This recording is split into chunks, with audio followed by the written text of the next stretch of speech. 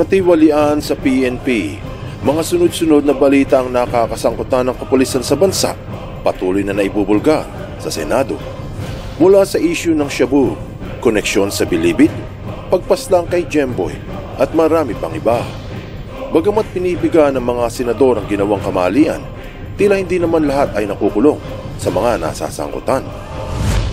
Siguradong magugulat ka sa malalaman mo na maraming pulis ang nakakalusot sa gusot dahil sa kakaiba nitong position of power. Mayroong mga naniniwala at marami din namang naghihinala. Ang tanong, totoo ba?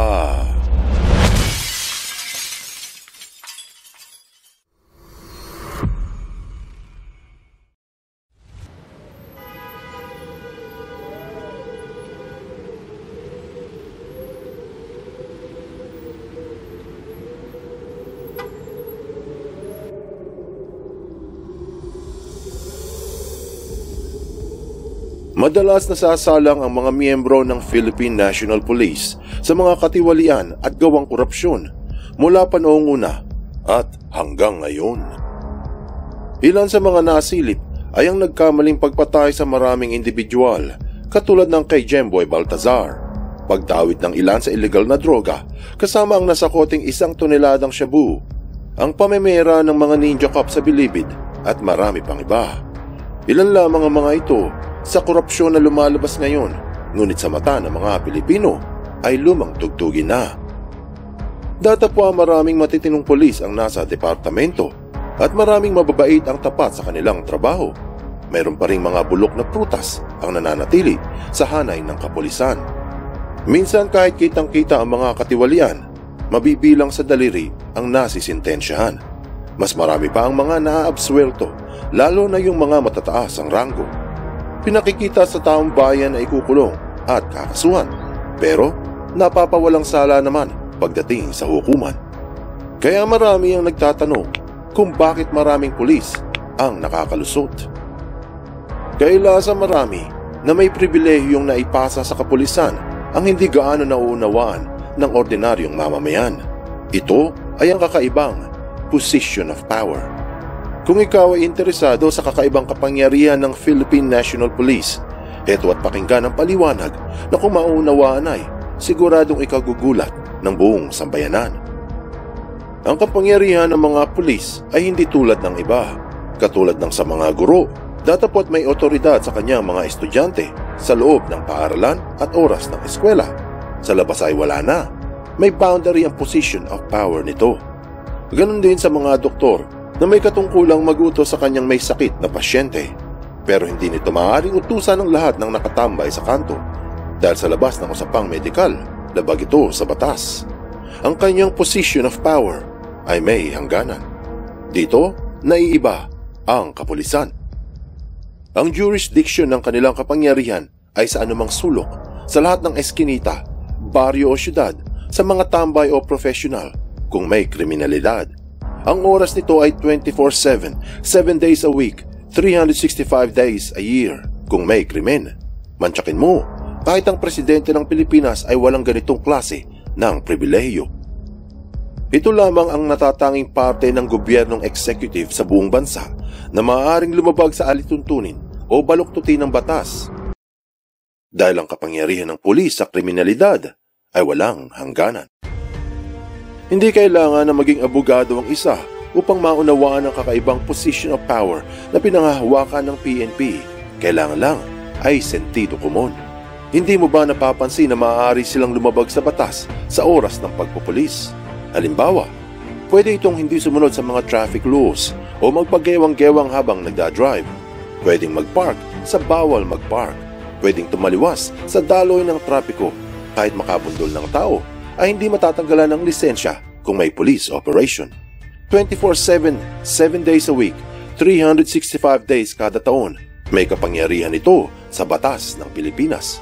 Biruin mo, kahit mga senador at congressmen ay wala niyan. Dahil sa kakaiba nitong position of power, meron silang tsapa o otoridad na gumawa ng hakbang, tama sa moralidad o mali, labag sa batas o hindi. Kung hindi ka makapaniwala, Bumalik ka sa kaso ni Jovelyn Galieno sa isla ng Palawan. Nakuhanan sa video ang pang-impluwensya ng pulis sa testigo. Pinakita ng mga vloggers na lumabag sa protocols. Kahit nga tauhan ng NBI ay hindi naniniwala sa kalansay na inagnas. Maraming mali, maraming katiwalian. Pero ni isa sa mga pulis ay hindi nasintensyahan.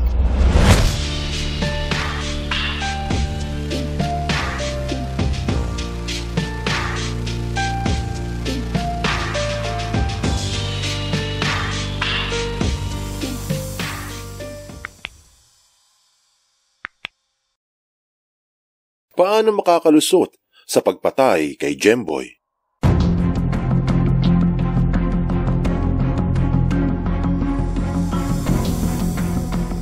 Noong 2 ng Agosto, matapos makatakbo ang suspect na si Reynaldo Bolivar sa ginawang pamamaril, nakatanggap ng impormasyon ng kapulisan na ito ay nakalulan sa isang bangka. Noong nasipat ng mga pulis ang sasakyan, pinaulanan nito ng bala. Pero wala doon ang nanakbong suspect. Ang napaslang ay ang binatang si Jemboy. Nung sinuri ng Senado ang mga nasangkot, napagalaman na maraming protocols ang hindi sinunod ng mga sumugod. Kasama dito ang hindi pagbigay ng malinaw na babala sa suspect bago nagpaputok. Ang pagpapaulan ng bala sa bangka kahit hindi kumpirmado ang impormasyon. Ang pagbaril sa isang walang bitbit o nakaakbang sandata. Ang hindi pag-record sa body camera habang nagaganap ang operasyon. Ang pagdating ng mga investigador pero kinagabihan na. Ang bawal na paggamit ng warning shots at bakit walang nagmo-monitor sa live view. Dahil sa ilang hakbang ang hindi ginawa ng mga pulis, trahedya ang resulta. Isang inosenteng lalaki ang maling napatay. Bagamat inaresto na ang grupo sa Navotas, marami ang naniniwala na pansamantala lamang ito. Katulad ng napakaraming pulis na nooy nakalusot, ang pumaslang sa bata ay pwedeng maabswelto. Isa sa saklaw ng position of power ng buong kapulisan ay ang magdesisyon kung ano ang nararapat kung may krimen. Sila ang natatanging may hawak sa kakaibang kapangyarihan sa oras ng kriminalidad. Kahit mali ang desisyon sa mata ng taong bayan, kahit taliwas sa protocol ayon sa mga procedures, ay kaya itong palusutan. Paano ito nangyayari? Madali lang ang sagot. Kung pwede silang lumabag sa batas ng kalsada o road rules, magpagewang-gewang habang nagdadrive kung humahabol sa isang kriminal, o kahit tumaliwa sa daloy ng trapiko kung may hot pursuit. Paano pa kung protocols lang ang lalabagin? Ito ang hindi gaano nauunawaan nating ordinaryong taong bayan na pwedeng ipaliwanag ng abogado sa korte na ang paglabag ng pulis sa batas o protocol, tama man o mali, ay pwedeng sabihin na ito ang nakita nilang pinakaangkop at pinakanararapat na hakbang sa sitwasyon upang maresolba ang nagaganap na krimen. Maaaring ipagdiinan ng abogado na hindi sila sumunod sa tamang hakbang upang mapanatili ang kaayusan at katahimikan ng iba. Posibleng ipaliwanag din na ang kanilang paglabag ay kinakailangan upang malutas ang krimen. Pwedeng ikatwiran na ito ang kanilang last option. Mali, pero kinakailangan. At ang pinakamasaklap na pwedeng ikatwiran ng abogado sa korte ay si Jemboy ay isang collateral damage. Sa mga katwirang ito, pinaniniwalaan na marami ang maabswelto. Siyempre, pwera na lang kung may malupit na abogado na kakatawan sa pamilyang Baltazar na walang humpay na hahabol sa buong PNP, sisilip at magbubulgar sa systemic malpractice ng buong kapulisan. Sa kasalukuyan, inaresto na ang mga nasangkot sa pagpaslang at mayroon nang nakuhang magaling na abogado ang PNP upang tulungang mapawalang sala ang mga inaresto, habang ang pamilya naman ni Jemboy ay patuloy sa kanilang paghihinagpis. Marahil sa hinaharap, malalaman natin kung mayroong masisintensyahan sa pagpaslang kay Jemboy o masasaksihan na naman natin ang kakaibang posisyon of power ng PNP at mapawalang sala ang mga namaril. Bagamat marami ang matitino at tapat sa kanilang tungkulin, hindi pa rin nawawala yung mga tiwali. Anong aral ang mapupulot dito? Ang kaayusan at katahimikan sa lipunan ay minsay nakapasan sa balikat ng kinauukulan.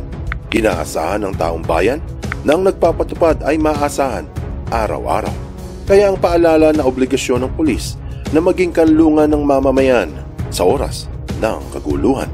Ngunit kung hahayaang abusuhin ang pribilehiyo ng kapangyarihan, taong bayan din ang masasagasaan.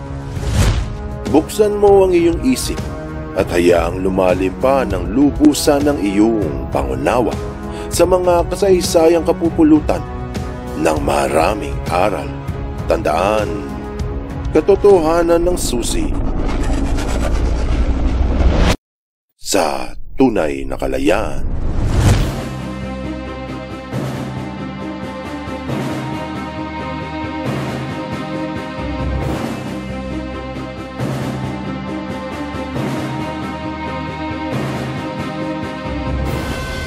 Operasyon sa plans sa admin san? Baka lumalabas ito, gumagaw-gaw ka ng kwento, ha?